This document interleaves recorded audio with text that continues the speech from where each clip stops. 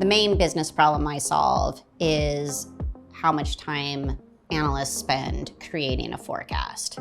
We automate those calculations and that process to give them their time back and allow them to analyze the data, work with the team, and grow the business. I have a client who's been very successful over the past couple of years, and in order to get his next year's government contracts, he felt he needed to make his rates more competitive. In order to do that, he needed to reduce his administrative expense. In the past, all of his forecasts were in different Excel files. Now that he has a solution, we're able to consolidate those financials, and we've given his reporting on his different allocation pools. It allowed him to identify which allocation pool had the opportunity, which departments had the best opportunity for savings, and calculate that within a week instead of the month he had previously needed.